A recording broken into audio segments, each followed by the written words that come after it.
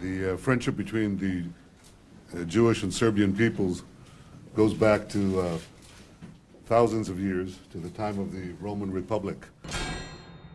Izjava premijera Izraela Benjamina Netanjahua najveća je enigma za sve istoričare, istraživače, publiciste i sve vas koji tragate za istinom o našoj istoriji. Ni nakon 4 godine od Netanjahuove izjave nema odgovora na pitanje. Gde su živeli Srbi koje izraelski premijer pominje kao saveznike i prijatelje jevrejskog naroda? I to 500 godina pre Hrista, a 1200 godina pre nego što nas zvanična istorija uči da uopšte postojimo kao narod. Na vaš zahtev, na zahtev mnogobrojnih gledalaca kanala Srbija Global, odlučio sam se da napravim ovo istraživanje. Iz veoma starih zapisa Plinija, Tacita, Ptolomeja, Strabona, mi znamo da se srpsko ime proteže od Balkana do Kavkaza. Ipak, izjava premijera Izraela naterala nas je da tražimo dublje od samih naziva gradova i po nekog pomena imena srpskog plemena. Kao i obično, istina je bila tu pred nosom. Neko ju je već rekao, objasnio, ali ga nismo čuli ili nam nije bilo dozvoljeno da ga čujemo. Prvi čovek Izraela nije bilo ko, a 1200 godina sakrivene istorije previše je za bilo koji narod, pa i za srpski.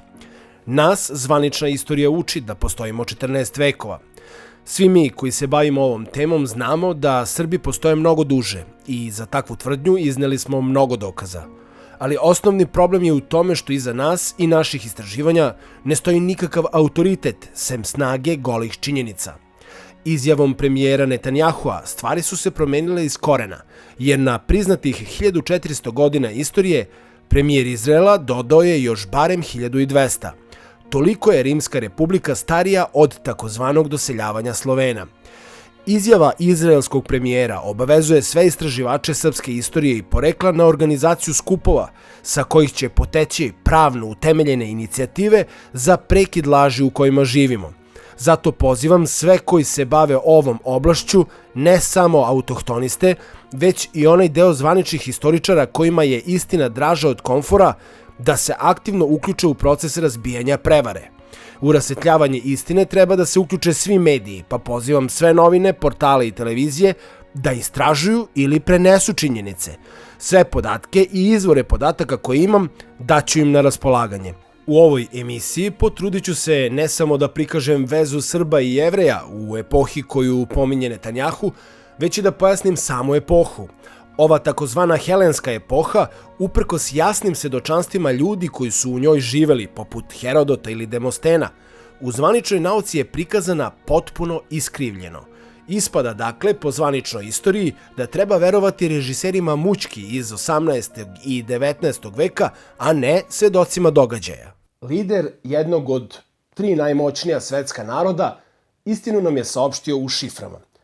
U šiframa jer bi saopštavanje pune istine na zvaničnoj konferenciji za medije izazvalo višestruki diplomatski skandal. Da je premijer Netanjahu saopštio punu istinu, ne bi se zatresla samo učamela katedra za istoriju Beogradskog univerziteta. Zatresla bi se Turska i Grčka. A kada se trese istorija antičke Grčke, tresu se i koreni civilizacije Zapada. No to nije naš problem. Mi imamo pravo na istinu o sebi i svojoj prošlosti, ma šta o tome drugi mislili i kako se zbog toga osjećali. Ako nekog uvredi istina, to je samo njegov problem. The friendship between the Jewish and Serbian peoples goes back to thousands of years, to the time of the Roman Republic. Da prvo raščlanimo samu izjavu. Vreme dešavanja Rimska republika. Rimska republika osnovana je 509. godine pre Hrista. Pre toga Rim je bio kraljevina. Rimska republika trajala je skoro 500 godina, sve do 27. godine pre Hrista. U to vreme, dakle 500 godina pre Hrista, Jevreji i Srbi postoje kao 2 formirana naroda, koji očigledno imaju i određeni oblik i stepen državnog uređenja i održavaju prijateljske odnose. Iz teksta izjave vidi se da su potpuno besmislene teze koje su pojedine javne ličnosti iznele, a svode se na priču o Srbima kao proteranom ili izgubljenom jevrejskom plemenu. Ne znam šta je bio motiv tih priča, publicitet po svaku cenu ili zla namera. U svakom slučaju, izjava premijera Netanjahua je vrlo precizna i vrlo sračunata, jer kao što vidimo, on 2 puta gleda u svoj podsjetnik pre nego što izgovori svoju rečenicu. On govori o 2 različita naroda i prijateljstvu, a ne o srodstvu, te se sve priče o Srbima kao jevrejskom plemenu moraju odbaciti. Kada smo odbacili netačna tumačenja, ostaje nam da se skoncentrišemo na epohu, dakle, od 509. do 27. godine pre Hrista. Da li se i gde pominju Srbi i neka njihova država, grad, autonomna oblast, bilo kakav oblik organizovanosti. A onda, ukoliko takav pomen postoji, treba utvrditi da li taj grad, oblast ili država gaji značajne prijateljske odnose sa Jevrejima. Sem škrtih i nepouzdanih istorijskih zapisa, tražit ćemo potvrdu u etnologiji, to jest običajima i verovanjima, u genetici i jeziku. Sve to kako bismo utvrdili jasnu vezu između, nazovimo ih sada, Netanjahovih Srba sa nama, današnjim Srbima. Onda nam preostaje da odgonetnemo odakle oni tu i šta se sa njima kasnije dogodilo. I upravo ta putanja povešće nas na jedno neverovatno putovanje iz srpskog Podunavlja, preko Krita i Male Azije, a nakon izleta u Italiju put će nas voditi do Kavkaza, koji je samo prolazna stanica do Krima i Ukrajine. To će zapravo biti pun krug oko Crnog mora i povratak na vekovna ognjišta. Ova priča biće potvrda teza koje smo već iznosili, ali ćemo kroz izjavu izraelskog premijera dobiti i potvrdu jednog velikog srpskog istraživača, čije je ime Svetislav Bilbija. Njegov rad pomenuo sam u prethodnoj emisiji, a upravo delo koje je ostavio Svetislav Bilbija pomoći će nam da do detalja razumemo Netanjahuove reči. Bilbijina otkrića dovešće nas i do mnogo savremenije epohe i bit će ključne u razbijanju još jedne laži, a tiče se formiranja srpske ćirilice.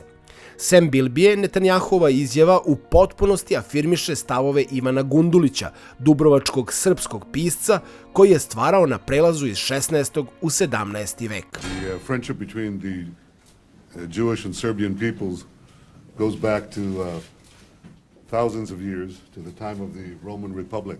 Drugi, najstariji spomen imena Srb u svetskoj historiografiji nalazimo kod Strabona, najvećeg geografa stare ere. On je 30 godina pre Hrista proputovao veći deo tadašnje civilizacije, Evrope, Azije i Severne Afrike. Strabon piše svoju geografiju koja se sastoji od 17 knjiga i beleži drevni grad Ksantos koji, kako kaže, nosi naziv po istoimenoj reci. Međutim, Strabon odmah daje veoma važan podatak da se reka Ksantos nekada zvala Srbica. To je ujedno i predgrčki naziv grada, dakle Srb, Srbac ili Sirbin. To sa sigurnošću ne možemo danas utvrditi, ali je jasno da su reka i istoimeni grad u sebi sadržali srpsko ime. Oblast kroz koju protiče Srbica i u kojoj se nalazi grad Srb zove se Likija, što nas odmah dovodi do fantastične sličnosti sa našom balkanskom Likom u kojoj se takođe nalazi grad Srb. Maloazijska Lika nalazi se u prednjem delu današnje Turske, u regionu letovališta Antalija. Gledajući iz ugla neolitskog sveta, ovaj kraj Male Azije je neka vrsta periferije vinčanske kulture i prostor sa koga su u Vinču stigli prvi vanevropski doseljenici. Zaustavimo se sada na samom Strabonovom svedočanstvu. Strabon je rođen u Maloj Aziji, što nam govori da je poprilično dobro upoznat ne samo sa aktuelnim trenutkom, već i sa prošlošću ovog prostora Like Maloazijske.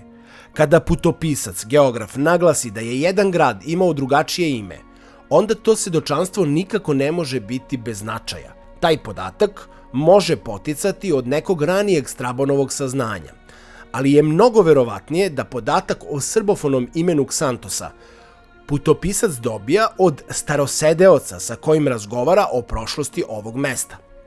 Podatak o srpskom imenu Ksantosa govori nam o očuvanom sećanju starosedelaca na drugačiji etnički sastav i poreklo stanovnika ovog grada.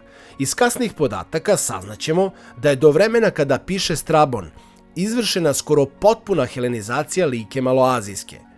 Helenizacija podrazumeva pre svega dvojezičnost i prelazak na grčki jezik, što ne znači da je svest o poreklu umrla. Strabon piše koju godinu nakon prestanka Rimske republike, pa nam njegovo svedočanstvo o srpskom imenu Ksantosa govori da i tada sećanje na srpsko poreklo živi. The friendship between the Jewish and Serbian peoples goes back to thousands of years, to the time of the Roman Republic. Ovdje ću u dokazni postupak uvesti rad ključnog tumača naše priče, sveštenika Svetislava Bilbiju. Sem veoma jasnog Strabonovog svedočenja o postojanju srpskog imena u nazivu današnjeg Ksantosa, a nekadašnjeg grada Srba, na ovom mestu nalazimo fundamentalno važan dokaz srpskog postojanja. U pitanju je veliki spomenik, obelisk, deo svetske baštine pod zaštitom Ujedinjenih nacija. Na njemu se nalazi obiman tekst pisan likijskim pismom. Tekst sa ovog spomenika pre 30 godina protumačio je prota Svetislav Bilbija. Koristeći se našom ćirilicom i današnjim srpskim jezikom, on je preveo stotine redova uklesanih u kamen, a u kojima se takođe pominje srpsko ime. Ovaj tekst Bilbija je nazvao zakonikom starih Srba, jer se u njemu nalaze stotine poruka koje služe kao ustrojstvo države, uključujući čak i vaspitanje dece. U ovom kamenom zakoniku Srbima se govori i kako treba izabrati vođu, koje su dužnosti boraca, kako se ubira porez. Njime se uređuju bračni odnosi, odnosi prema siromašnim građanima, ali i humanitarne dužnosti države. Tu su i mudre izreke, saveti predaka, saveti za lečenje i pripremanje hrane, kao i kazne za krivična dela. Pre tumačenja teksta kamenog zakonika iz Like Maloazijske, Bilbija se godinama bavio problemom staroevropskog jezika i pisma. Temeljno je proučavao pisma nastala na Kritu. Likijsko pismo, što nam pre 30 godina dokazuje Svetislav Bilbija, identično je pismu susedne oblasti Lidije, koju Jevreji izgovaraju Ludim, a naši tumači maloazijskih toponima kao Ljudeja. Likijsko i lidijsko pismo ne razlikuju se od rašanskog etrurskog pisma, sem u nekim nevažnim detaljima. Rašani, odnosno Raseni, u svetskoj istoriji poznati su kao Etrurci, iako ni jedan istorijski izvor ne osporava da su ovi ljudi sami sebe nazivali Rasenima, odnosno Rašanima. 3 podudarna pisma zapravo predstavljaju jedno jedinstveno pismo koje je veoma slično srpskoj ćirilici. Uz to, sva slova rašanskog etruskog pisma nalaze se među znacima pronađenim u Vinči. Svetislav Bilbija dešifrovao je likijske, lidijske i rašanske tekstove, tako da u potpunosti odgovaraju smislu i mestu gde su pronađeni. Ključ za tumačenje rašanskih tekstova iz Italije ležao je u korišćenju srpske ćirilice i srpskog jezika. Grci u svojoj glasovnoj skali i alfabetu nemaju glasove poput ž, š, č, ć, te zato niko nije mogao protumačiti rašanske, likijske i lidijske tekstove. Vođeni dogmom o grčkom preimućstvu u istoriji, mada sami grčki pisci nikada nisu tvrdili da su starosedeoci ovog prostora, svetski naučnici našeg doba pokušali su da reše rašansko-etrusku tajnu isključivo preko grčkog i latinskog koda. Naravno, nisu uspeli. Ovdje ćemo za kratko zastati da bismo pokazali kakve veze imaju Likija i Lidija, kao i Rašani i Etrurci sa Jevrejima. Svoje veliko istraživanje rašanskih, likijskih i lidijskih tekstova i njihovu uporednu analizu sa najstarijim pismima Svetislav Bilbija je štampao u knjizi pod nazivom Staroevropski jezik. Bilbijino dešifrovanje rašanskog jezika nakon Netanjahuove izjave objasnit će nam odakle naziv naše srednjovekovne države Raške, naziv grada Rasa, naziv tračke reke Rase, ali i današnjih Rasina koja se protežu od Kruševca i Srbije preko Hrvatske i Slovenije do gradova u kojima su živeli Rašani u Italiji, a to su između ostalih Perusija i Aretio.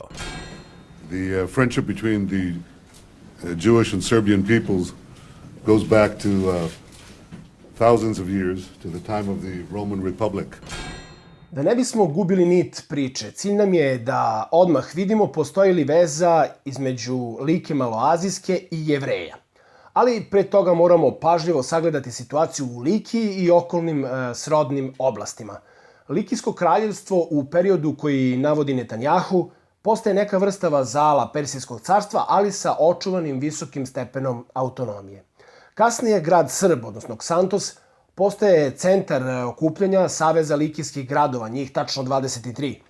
Odmah se mora napomenuti da postoji i 3 susedne etnički srodne oblasti, bitne za razumevanje Netanjahove izjave i uopšte odnosa Srba i Jevreja u ovom delu sveta. To su Mizija, Lidija i Frigija. Mizija je grčki zapis koji se poklapa sa kasnijim latinskim zapisom za ime današnje Srbije Mezija, uz poklapanje sa nemačkim imenom na kome žive lužički Srbi, Majsen. U prethodnom nastavku emisije o poreklu Srba do tančina sam objasnio zbog čega se ovi pojmovi moraju prevoditi kao međa. Trojstvo pojmova šuma, međa, granica i ovdje će se pokazati kao ključno za dešifrovanje prošlosti. I ova maloazijska mizija, zapravo međa, sadrži reč granicu. Naime, kroz nju protiče reka Granik. Baš tako, srpskim izgovorom Granik zapisana je i u najstarijim spisima. Na njoj se odigrala jedna od najvećih bitaka u istoriji sveta. Pobedom na reci Granik, Aleksandar Makedonski je otvorio vrata Male Azije. Prešavši Granik, Aleksandar više nije imao ni jednu prepreku ka uništenju čitavog Persijskog carstva. Druga veoma važna oblast, grčki je zapisana kao Lidija, jevrejski Ludim, a u srpskoj verziji Ljudeja, čiji je glavni grad Sard. Liđani su dugo vladali čitavim prostorom Male Azije. Njihov kralj Krez zauzima važno mesto u Herodotovoj istoriji, gde je opisano da Krez potčinjava Grke. U isto vreme, dok se sukobljava, Krez koketira sa helenskom kulturom, odlazeći kod proročice Pitije. Iz Herodotovih svedočanstava jasno vidimo da Jelini, odnosno Heleni, Grci, nastaju asimilacijom i utapanjem starosedelaca, jer ih izvorno ima jako malo. Čak se i Krez, liđanski kralj, svedoči nam Herodot, raspituje ko su pravi Jelini, a ko su zapravo asimilovani starosedelci. Ključ za razumevanje ovog komplikovanog vremena je zapravo trgovina, a nakon trgovine pohlepa i rađanje globalističkih ideja, što ću detaljnije objasniti nešto kasnije. Veoma važna oblast za naše istraživanje je i susedna Frigija, za koju glavni izvor antičke istorije Herodot kaže da joj je izvorno ime Brigija, po Brigima koji su došli sa Balkana. Brigi su u direktnom srodstvu sa Tračanima i veoma su etnički bliski Ilirima. Tako da cijela maloazijska kolonija prasrpskog etnosa postaje kristalno jasna. Kasnije ću na tu temu izneti dublje dokaze, a sada postavljam ključno pitanje. Da li pomenute etnički srodne autonomne oblasti države Male Azije imaju prijateljske odnose sa Jevrejima na tako visokom nivou da će premijer Netanjahu 2500 godina kasnije osetiti potrebu da tu činjenicu pomene na konferenciji za medije u Srbiji? Jevreji, nakon 539. godine stare ere i persijskog osvajanja Vavilona, dobijaju natrag svoju slobodu. Persijski car Kir ih oslobađa iz vavilonskog ropstva. Omogućava im da se vrate u Jerusalim i započnu obnovu hrama. Povratak iz ropstva nije označio i kraj jevrejskim mukama, jer nastupa užasno težak period obnove potpuno razrušene domovine. Sve to praćeno je i međusobnom mržnjom manje grupe Jevreja koja sticajem okolnosti nije odvedena u ropstvo, naspram ogromnog broja povratnika iz Vavilona. Sljedećih 150 godina predstavljaće za veliki broj Jevreja neizdrživo teško vreme, pa će spas potražiti u ekonomskoj emigraciji. Ova emigracija naći će svoje utočište među Srbima Male Azije, u Liki i Ljudeji. Najstariji trag jevrejskog prisustva u oblastima gde žive maloazijski antički Srbi nalazimo u 5. veku pre Hrista, što se apsolutno poklapa sa Netanjahovom izjavom. Naime, u gradu Sardu, u Ljudeji, pronađeni su ostaci sinagoge. U gradu iz koga potiču Rašani i Etrurci, daleko od Judeje, nalazimo jevrejski verski objekat. Lika maloazijska se posebno pominje u Bibliji u Starom Zavetu, prva knjiga Makavejska. Pominju se vrlo konkretno jevrejska naselja u Liki, baš u vreme koje je naznačio Netanjahu. Sem grada Srba, u Savezu ličkih gradova je i grad pod nazivom Mira, što nas asocira na srpski jezik, i vraća na ep Ivana Gundulića koji, govoreći o gubitku srpskih zemalja nakon trojanskog poraza u Maloj Aziji, piše vapijući stih: "Gde su miri, gde su dvori?" Veoma je važno uvideti da u nama bližem delu Male Azije veliki broj gradova u svom nazivu za koren ima srpsku reč mir. Tu su gradovi na Jonskom moru Smirna, današnji Izmir, zatim grad Mirina, a u Likiji konkretno gradovi Mira ili Mira. Baš u Limiri arheolozi su pronašli tablice ispisane jevrejskim natpisima, a datovane su u vreme koje se u potpunosti poklapa sa onim koje navodi premijer Netanjahu. To su konkretni arheološki dokazi naše teze, ali i biblijskog svedočanstva o prisustvu Jevreja u Likiji maloazijskoj. Ovdje ćemo napraviti malu jezičku analizu. Poseban akcenat stavit ću na reč mir, koji se nalazi u korenu svih pomenutih maloazijskih gradova. Reč mir danas u ruskom jeziku označava svet, dok Srbi imaju reč svemir. Međutim, u ruskom jeziku se zadržalo i drugo značenje reči mir, a to je seoska opština. U srpskom jeziku i danas su aktualni izrazi Mirjanin, Mirjanka, Mirjani, a odnosi se na članove crkvene opštine. Ovdje smo nedvosmisleno dokazali postojanje srpskog jezika na prostoru Male Azije u helenističko doba. Nazivi maloazijskih gradova u doba o kome govori Netanjahu u svome korenu nose srpsku, rusku, reč koja označava naselje. Pametnom i ozbiljnom istoričaru i lingvisti nikakav dalji dokaz ne bi bio potreban. Jasno je da ljudska naselja nose naziv mir ili u svom korenu imaju reč mir, jer su to mesta u kojima ljudi prekidaju kretanje, smiruju se i postaju sedalačko, a ne nomadsko stanovništvo. Arheološkim i istorijskim zapisima odnos maloazijskih Srba sa Jevrejima locirali smo baš onako kako ih je Netanjahu opisao. U moru neprijatelja Jevreji pronalaze prijateljstvo i razumevanje u autonomnim državicama Srba u zapadnom delu današnje Turske. Ipak, ne zadovoljavamo se time i tražimo još dublje podatke koji govore o prijateljstvu i savezništvu maloazijskih, pre svega likijskih, Srba i Jevreja. U knjizi Kinship Diplomacy in the Ancient World autora Christophera Jonesa i Georgea Martina Lane'a, a koju štampa Cambridge univerzitet, posebno poglavlje posvećeno je odnosima Likijaca i Jevreja. Slobodni prevod naziva ove knjige bio bi Savezništva u starom svetu. Kinship diplomacy je pojam koji označava diplomatske odnose naroda koji nisu srodnici, često su njihove države geografski veoma udaljene, ali se oni podržavaju i pomažu, čak i prećutno i bez konkretnog dogovora. U posebnom poglavlju ove knjige pod nazivom Lycians and Jews, Ličani i Jevreji se upravo tako opisuju i navode kao zanimljiv primjer savezništva u starom svetu, kada za oba naroda nastupaju veliki izazovi zbog nadirućih osvajanja, jezičke i kulturne asimilacije, neuporedivo manje Persije, ali mnogo više Grčke i Rima.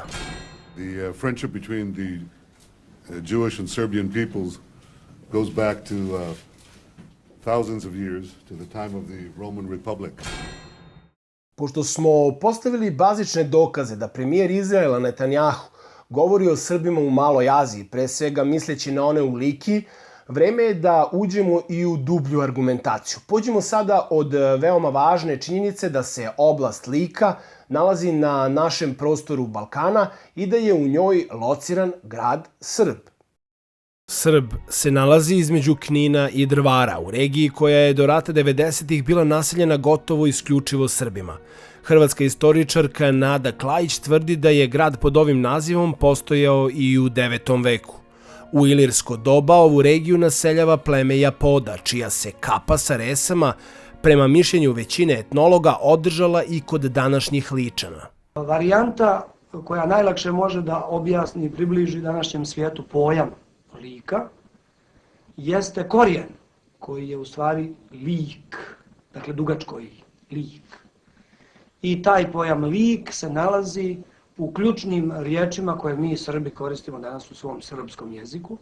Recimo, ličnost je od liknost, odlika, nalik, oblik, slika, velik, prilika, Likovati znači slaviti Boga.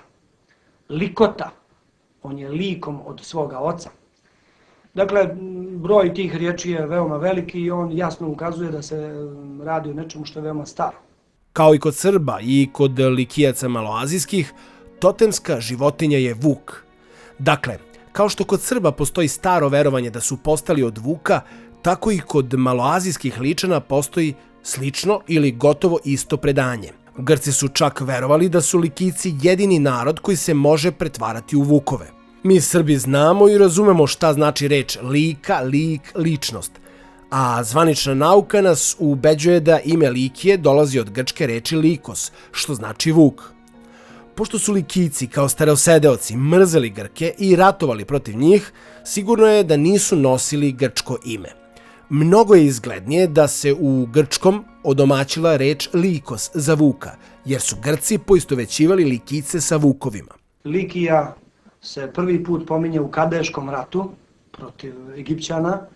Podaci su dakle evidentno čak i do 2000. godine prije naše ere. Glavni grad te Likije bio je Srb prema grčkim izvorima. Helenizacijom Srb je postao Ksantos, rijeka Srbica je postala također Ksantos, ali Likija nije promijenila ime. Ona prosto znači lik i ja.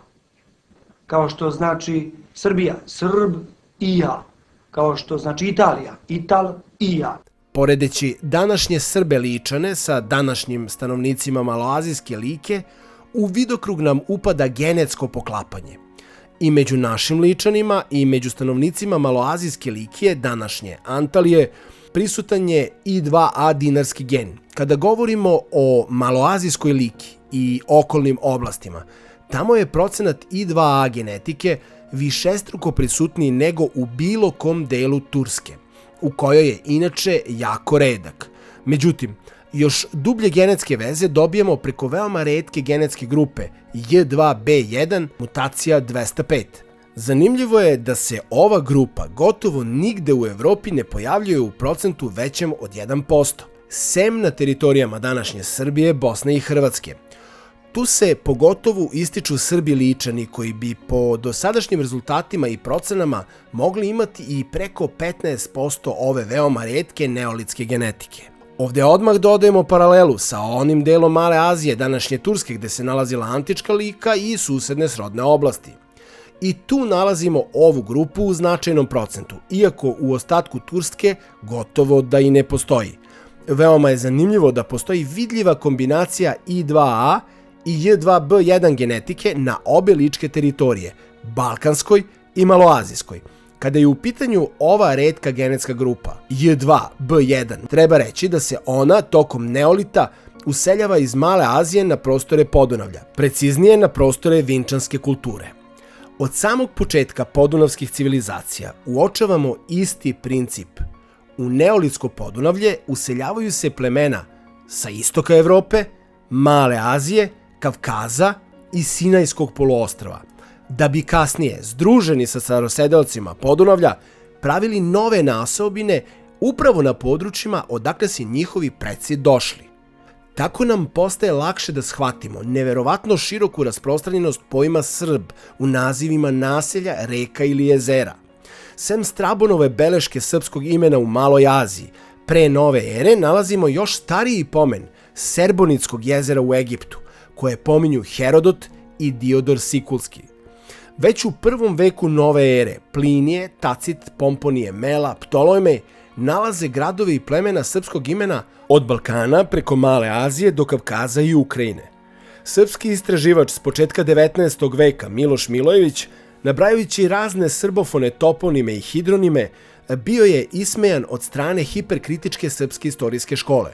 Međutim, slovenački naučnik Niko Županić još pre 100 godina govorio je da se imena gradova, reka, jezera i plemena, koje u sebi nose određene derivate srpskog imena, ne mogu tek tako odbacivati.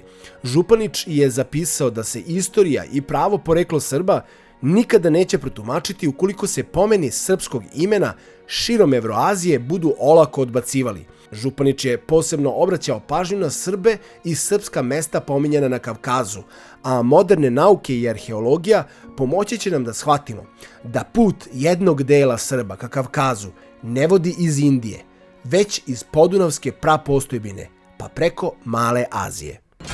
The friendship between the Jewish and Serbian peoples goes back to thousands of years, to the time of the Roman Republic. Vratimo se sada na primarno pitanje. Veza maloazijske Like i okolnih oblasti sa današnjim Srbima. Da prvo definišemo poreklo tamošnjeg naroda. Zahvaljujući Herodotu, ali i drugim antičkim piscima, danas sa sigurnošću znamo da narod Likije, Lidije, Frigije i Mizije nije pripadao Grcima, već je ubrajan u takozvane varvarske narode.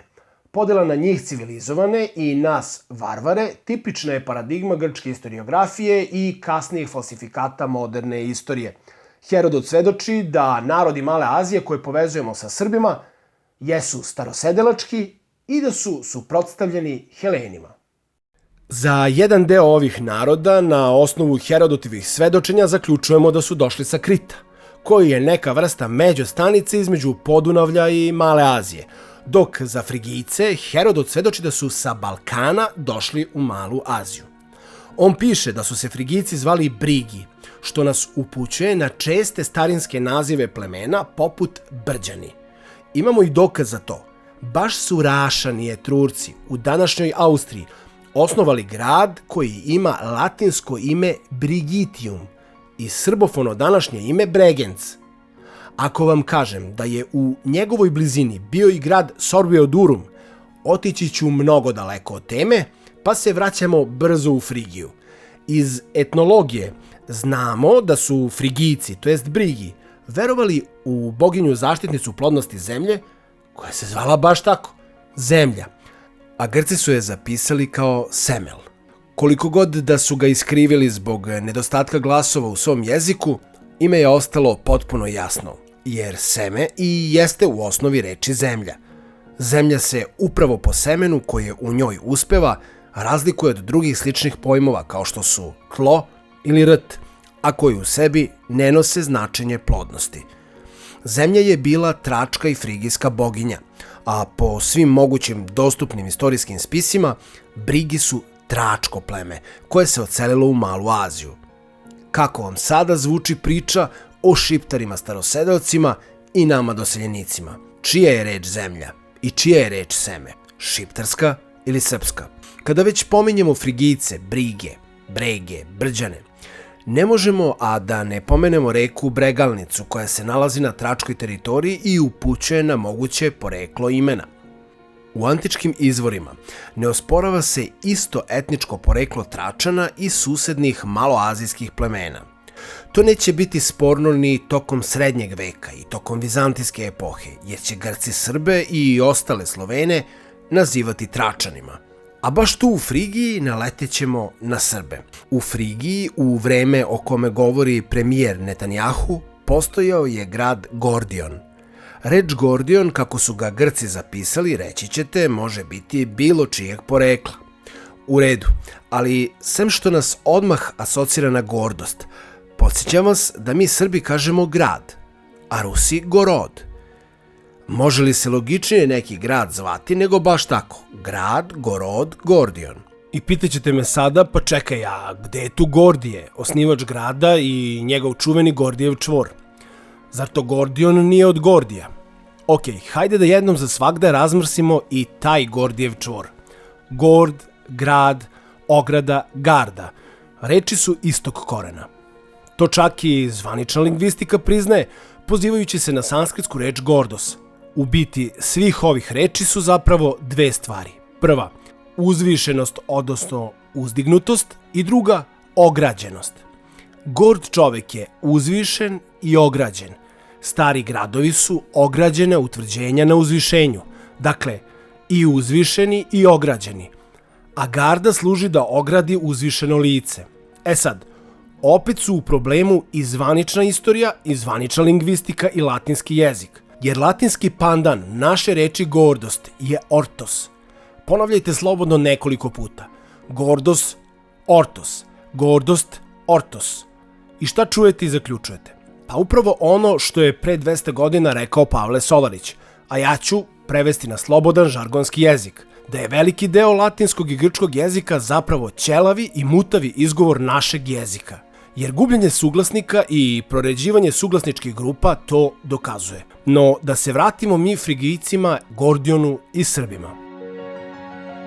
Još nema dovoljno osnova da frigijski Gordion povežemo sa Srbima. Zato ćemo stvar sagledati unatraške.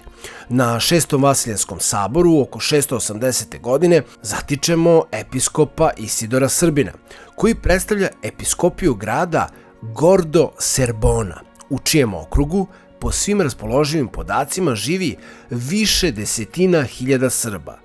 Čekaj, više desetina hiljada Srba na sred današnje Turske u 7. veku. I odakle uopšte Srbi, kad su nama u školi rekli da su u tom 7. veku na Balkan došli neki Sloveni? Kako je to moguće? Hajde prvo da vidimo šta kažu falsifikatori. Po zvaničnoj istoriji, car Justinijan II. Naselio je ove Srbe iz oblasti Vardara. Kažu, dakle, sa Vardara preselio njih oko 30.000 na sred Turske, region današnje Ankare, u 7. veku. Pa koliko je to miliona Srba bilo na Balkanu u 7. veku kad je njih 30.000 samo sa Vardara otišlo da živi na sred današnje Turske? Biće ipak da Grci opet lažu. Trust me, Tony.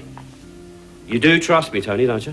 Prema arheološkim nalazima o kojima je govorio predstavnik zvanične srpske istoriografije Tibor Živković, ukupan broj Srba doseljenih na Balkanu u 7. veku mogao je biti najviše 2% u odnosu na broj starosedelaca. Naseljavaju se duž rimskih komunikacija koje su tada još uvijek dobro održavane i postoje, zauzimaju najbolje komade zemlje, uvek koriste manja naselja koja su zatekli, koja nisu rušene, nego su recimo napuštena, koriste ih kao svoja upravna sedišta, župa, to su obično 0,2 do 0,4 hektara po pravilu. Sva velika mesta izbegavaju, tipa Duklje koja je veliki grad, ili recimo Narone, ili Salone, ili Epidaura. To njihove ekonomije, njihove prirode, njihovom broju ne odgovara. Šta nam to kazuje? Od svih tih silnih vizantijskih i rimskih, poznorimskih utvrđenja koje su Sloveni koristili, možda 1% je korišćen. Ne zato što oni to nisu želeli, nego zato što ih nije bilo dovoljno da bi sve to popunili. Tako da vam je otprilike sastav stanovništva izgledao 99% starosedelaca i 1, 2, 3%, mislim, Slovena u glavi. Pošto broj Dardanaca, jednog od brojnijih balkanskih plemena prema zvaničnoj istoriji, ni u najbolje vreme nije prešao 200.000, jasno je da na teritoriji današnje Srbije, Bosne, Crne Gore i Makedonije u 7. veku, kada inače drastično opada broj stanovnika, nije moglo biti više od 1.000.000 ljudi. Sada na to primenjujemo procente Tibora Živkovića i dolazimo do ukupnog broja od 20.000 Srba doseljenika na čitav Balkan. Ako procenu broja starosedelaca uvećamo na 2 miliona, doći ćemo do najviše 40.000 doseljenih Srba. A sve i da ih je bilo 100.000, nema nikakve logike da bi trećina živjela samo kod Vardara i bila oceljena kao neki tovar krompira u današnju Ankaru. Zvanična istorija očigledno graniči se sa smehotresnim scenarijom serije Mućke i doživljajima Rodnija i Delboja. Gordion iz vremena o kome govori Netanjahu i Gordo Serbon iz 680. godine su praktično na istoj lokaciji, a u svakom slučaju u istoj regiji. Vidimo da postoji kontinuitet u nazivu grada, te da Gordion znači grad i u frigijsko i u srpsko vreme. Arheologija je zabeležila da su Frigijci, kada su došli sa Balkana u Malu Aziju, doneli medovinu, vino s medom ili ti vino od meda, koje je kasnije u istoriji ostalo jedno od glavnih obeležja Slovena. Podatak o prenošenju medovine sa Balkana u Malu Aziju od strane tračkog naroda dodatno ide u prilog tezi da su Heleni veći deo tradicije, pa i medovinu, prihvatili i preuzeli od starosedelaca, zapravo naših predaka. Takođe, pre njih u Anadoliji nije bilo obrednih gomila, koje su karakteristične za sahranjivanje Srba i Ilira. Frigijci, dakle, za grad kažu grada, za zemlju zemlja. Sve nas upućuje na zaključak da su Frigijci govorili starosrpskim, odnosno prasrpskim jezikom, koji se od današnjeg srpskog razlikovao taman toliko koliko i staroengleski od engleskog ili starogrčki od grčkog, a možda i manje. Ljudi koji govore istim jezikom pripadaju istom narodu, a to onda znači da su Frigijci, Tračani, Likijci zapravo naši preci, među kojima se i tada čuvalo i pronosilo ime i pojam Srb, baš u onom svom izvornom značenju, srodnici. Pojam Srb bio je neka vrsta praistorijske šifre, lozinke za prepoznavanje. Frigijci, Likijci, Liđani, Tračani, Dardanci, kao i većina ilirskih plemena, bez obzira na različite uticaje koje su kroz istoriju pretrpeli, narod su istog porekla. A između njih i Srba veze nisu ni za cent slabije od veza između Kelta i Iraca. Pre izvesnog vremena hrvatska novinarka Natalija Princi objavila je sliku iz Napulja, na kojoj je u vidu ogromnog kipa predstavljen zarobljeni Ilir. On nosi frigijsku kapu, veoma karakterističnu kapu koja je simbol slobode. Nošenje kape ima najsnažniju simboliku kod starih naroda, tako da se frigijska kapa na glavi Ilira mogla naći samo ukoliko između ovih naroda postoji etnička povezanost. Istu ovakvu kapu nose i Tračani. Ali ovde nije kraj, jer istu kapu nose i Trojanci u Troji, a iznad njih krst sa 4 ocila. Ocila ili ognjela, svejedno je. A to je zapravo isti grb koji Srbi i danas imaju. Ali na osnovu istorijskih podataka, a ja se veoma mnogo bavim Srbijom, oni su išli po maloj Aziji, oni su branili Troju.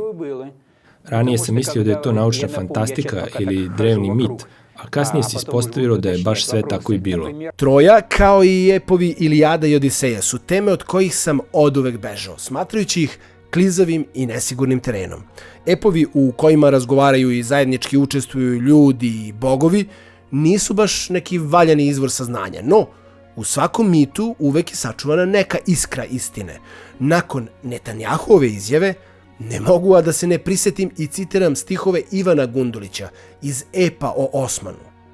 Gundulić piše: Pri moru uprav srpskih strana, u pržinah pusta žala, leži Troja ukopana od grčkoga ognja pala. Slavna Troja ka je svime njegda istokom gospodila, a sad ino nije negime, nakon sebe ostavila. Gundulić dakle pominje srpske zemlje i Troju na istoku, a Herodot nas obaveštava da su Frigijci, Tračani, Liđani, Ličani, narodi koji su branili Troju. Ivan Gundulić nije samo pesnik, on je i činovnik Dubrovačke republike, a istorijski arhivi Dubrovnika su nadaleko poznati. Ovaj pisac uvršćen je u 100 najznamenitijih Srba, pa pretpostavljam da to nije učinjeno zbog njegove mitomanije i izmišljotina, već zbog veličine i obrazovanosti koju je posedovao. Izgleda da je Gundulić znao isto ono što zna Netanjahu. The friendship between the Jewish and Serbian peoples goes back to thousands of years, to the time of the Roman Republic. Iako je zvanična istorija rađena po scenariju Mućki i doživljajima Rodnija i Delboja, probat ću da unesem malo razuma u ovu povest. Justinijan II. Nije mogao naseliti desetine hiljada Srba koji žive u episkopskoj oblasti Gordoserbona u 7. veku. Mogao je svakako naseliti neke Srbe, ali je jasno da se njihov ogroman broj mogao zasnivati isključivo na činjenici da su i starosedeoci frigijskog prostora bili Srbi, ili barem etnički veoma bliski Srbima. Sem toga, ti doseljenici su morali imati neki osnov i razlog doseljavanja baš tu, u okolinu današnje Ankare, baš kao i oni koji su stigli u Srbiju. Tokom vekova helenizacije i tokom rimskih osvajanja, starosedeoci Frigije i drugih maloazijskih oblasti, Likije, Lidije, selili su se istočno prema Kavkazu, Krimu, Južnoj Rusiji i Ukrajini. Tako se i zvanični podatak o doseljavanju desetina hiljada Srba u Frigiju u 7. veku može posmatrati jedino kao povratak jednog neuporedivo manjeg broja od onog koji je naveden u podacima, Dakle, povratak potomaka onih ljudi koji su ranije sa tog prostora izbegli. Oni će tu ostati i do 13. veka kada se poslednji put u nekim popisima pominje Servohorija, a prevod sa grčkog jezika je srpski prostor. Frigija je, dragi prijatelji, baš to, srpski prostor.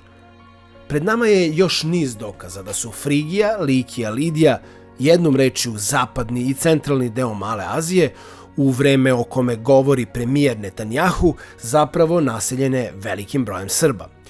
Kada već pominjemo etnologiju, to jest narodnu nošnju, tokom turske okupacije, kontinuitet je delimično prekinut. Ipak, neuporedivo bolje očuvao se kontinuitet ženske nošnje, što možemo jasno videti u sličnosti izgleda dardanke i današnje ženske nošnje juga Srbije, Kosova i delova Crne Gore. Dardani u antičko vreme imamo i na teritoriji današnje Srbije, a imamo je i na samom početku Male Azije. Međutim, kapa je uvek najznačajniji simbol etnosa. Tako kod Srpkinje Ličanke iz 19. veka nalazimo gotovo istovetnu kapu sa kapom koju nosi Rašanka u Etruriji, nekih 700 godina pre Hrista. Rašani, Raseni, su doseljenici u današnju centralnu Italiju. Oblasti iz kojih su Rašani došli zapravo su Likija i Lidija. O tome svedoči i Herodot, govoreći da je u vreme velike gladi jedan deo stanovništva, pogotovo onog iz grada Sarda, odlučio da se preseli u današnju Italiju. Herodot kaže da su iz Smirne isplovili i otišli u svoju novu domovinu. Tamo, u centralnoj Italiji, zatičemo rašansku etrursku kulturu i pismenost, identičnu likijskoj i lidijskoj. Rašanske, likijske i lidijske tekstove protumačio je, kao što sam već naveo, Svetislav Bilbija. Rašanska etrurska azbuka identična je azbuci sa spomenika obeliska iz grada Srba u Liki Maloazijskoj, uklesanog pre 2800 godina. Pošto su Rašani bili uglavnom poreklom iz grada Sarda, koji je pripadao susednoj Liđanskoj oblasti, dolazimo do jednog fascinantnog poklapanja. Naime, srpsko ime nalazimo u Liki, a rašansko-raško u susednoj istojezičnoj i etnički identičnoj Ljudeji. U srednjem veku to će biti dva imena za dve srpske države, Rašku i Srbiju. A raško ime za Srbe održat će se sve do danas. Mađari i danas Srbe zovu Racima, a taj naziv za Srbe, uz onaj ilirski ili roserben, najduže se održao u Austriji i Austro-Ugarskoj monarhiji. Rašani i Etrurci bili su poznati po kućnim slavama, odnosno malim kućnim božanstvima koje su Rimljani nazivali Lari. Lare zatičemo kod Ilira, a slavljenje mitskog pretka, zaštitnika kućnog ognjišta, kod Srba. I to nije ništa drugo do oblik istog verovanja. Jedan od najvećih gradova etrurskih Rašana izvorno se nazivao Perusija. Danas je to grad Peruđa. Ime grada Perusija, u oblasti gde živi narod koji sebe naziva Rašanima i Rasenima, uz njihovo pismo koje je praktično ćirilica ili ti proto-ćirilica, za svakog naučnika dovoljan je razlog da počne da istražuje. I to ne samo vezu Srba i Etruraca, već i vezu Rusa i Etruraca. Problem sa Rašanima i Etrurcima nastaje zbog činjenice da je zvanična nauka ustanovila da su Etrurci od jedne čobanske oblasti stvorili grad Rim. Zamislite sada koliko bi strašno bilo da zvanična nauka utvrdi da su etrurski Rašani zapravo prasrbi, prasloveni ili prarusi. A da stvar bude gora, po zvaničnu istorijsku smehoteku, baš u oblasti gde su živeli Raseni, u gradovima Perusiji i Aretiju, nalaze se mesta i reke pod nazivom Rasina, isto kao i reka na kojoj leži Kruševac. A tu je, kada iz Kruševca krenem putem ka Rasenima, stara prestonica Ras u Raškoj, pa mesto Rasinja u Hrvatskoj, pa reka Raša koja je delila ilirska plemena Istrane i Liburne, a obećavam da ću vam uskoro dati dokumentovani prevod imena Liburni sa latinskog na srpski jezik. No, da se vratim na reku Rašu, koja se u Raškom zalivu u Istri uliva u Jadransko more. I onda stižemo u Italiju, gde u Perusiji i Aretiju danas ne možeš da promašiš mesta i reke pod nazivom Rasa ili Rasina. A još gora situacija za zvaničnu istorijsku smehoteku nastaje kada uporedimo vinčanske znake i rašanska etruska slova i vidimo da nema nikakve razlike među njima. Tu su onda i opanci šiljkani, jer Rašani nose opanke šiljkane, plitke i duboke, koje nose još jedino Srbi, što je još pre 20 godina ilustrovao Radovan Damjanović u svom srpsko-srpskom rečniku. Arheologija je opanke šiljkane zabeležila još, pogodite gde, u delu Male Azije, odakle i potiču Rašani. Ima ih i u onom delu Kavkaza gde Oseti u školama uče da sa Srbima sačinjavaju deo istog naroda, a gde su Srbi u zapisima istoričara i geografa kao pleme zabeleženi u davnim vremenima. Još veći problem za zvaničnu istoriju nastaje zbog činjenice da su Rašani došli iz grada Sarda, po kome se sasvim očigledno naziva Sardinija. A na Sardiniji nalazimo najsrodniju genetsku grupu nama Srbima, I2A. Koliko Sardinjana nosi svoju I2A mutaciju, tačno toliko Srba nosi svoju I2A mutaciju. Pa onda bacimo pogled na ispitanu genetsku kombinaciju Vinčanaca i Sardinjana. Gle čuda, na oba mesta ukrštaju se I2A i G2A genetika. Još jedna potvrda principa o kome smo govorili. G2A, doseljenici iz Male Azije u Vinču, sjedinili su se sa I2A starosedeocima u Podunavlju.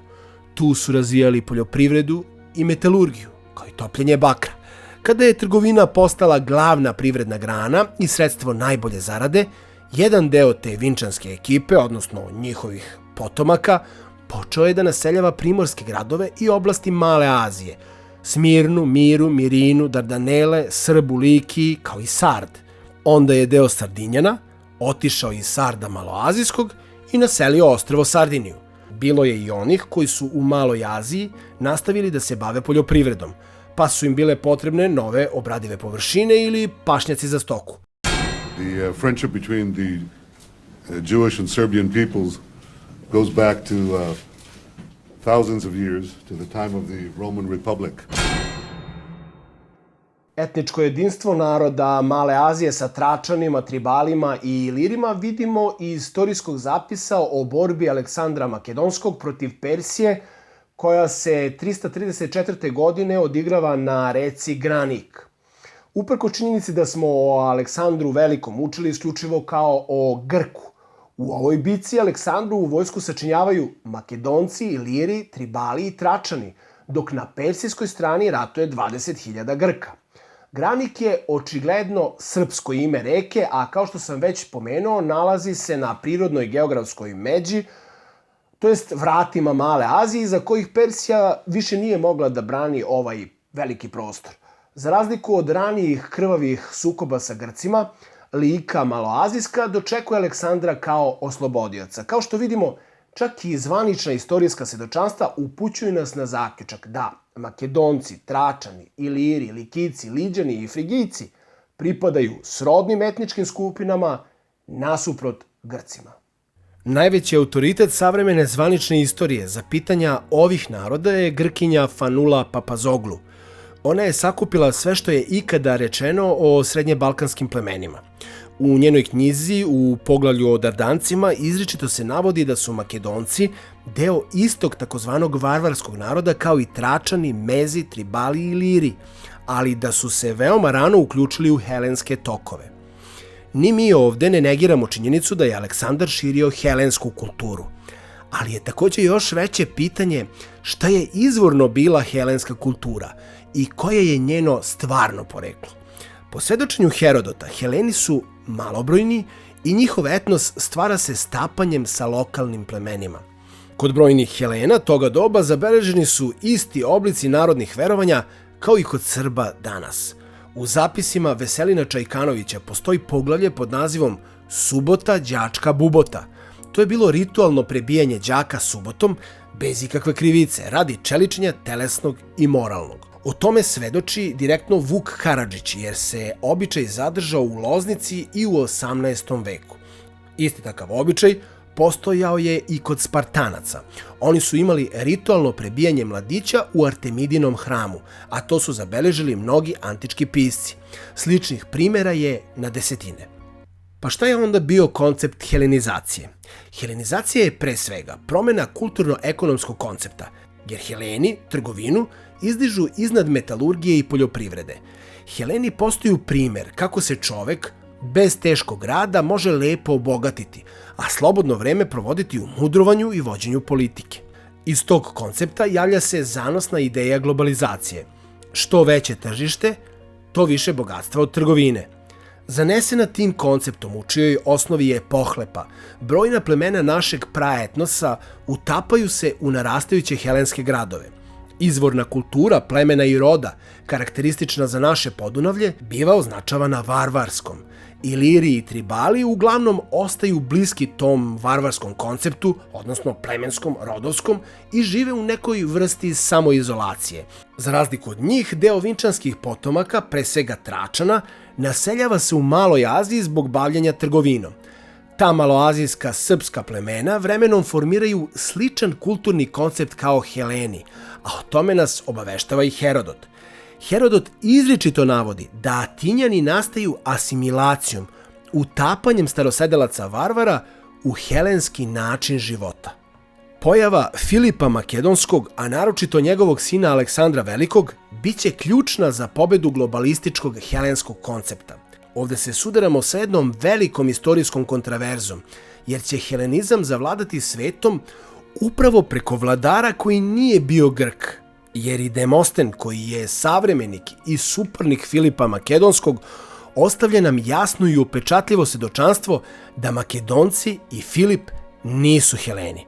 On govori da su manje vredni od Helena, da su Skorojevići i da se Heleni moraju odbraniti i osloboditi od njih. Čuvene Demostenove Filipike dokaz su par excellence da Filip, Aleksandar i Makedonci nisu Grci, već pripadaju starosedelačkom stanovništvu. Sa druge strane, baš od Aleksandrove pobede, a pogotovo nakon njegove smrti, srpska lika, maloazijska, ubrzano se helenizuje. A kako se to dogodilo? Narodi Male Azije, kao i Tračani, Tribali i Iliri, doživljavaju Aleksandra kao svog lidera. Tračani, Tribali i Iliri ratuju u Aleksandrovoj vojsci, a Ličani i Ljudejci ga odočekuju kao oslobodioca od persijske centralne vlasti. Grci ratuju na strani Persije. Iz ove raspodele vojnika i sukobljenih strana, kao i iz Demostenovih direktnih svedočanstava sa lica mesta, vidimo da su grčki polisi pod Aleksandrom protivno svojoj volji i da teže da se ratosiljaju stranca. Da bi sve bilo jasnije, napravit ćemo paralelu sa današnjom političkom situacijom. To je isto kao kada bi Vladimir Putin došao na čelo Evropske unije. Onda bi Srbi bili najveći zastupnici evropskog koncepta. Taj narod je veoma aktivno ratovao. Oni su bili u armiji Aleksandra Makedonskog, za to postoje mnogi dokazi, uključujući i simbole na šlemovima i štitovima. Sve su to isključivo slovenski simboli. Nakon Netanjahove izjave, naš veliki istraživač Svetislav Bilbija zavređuje sasvim novo čitanje i vrednovanje.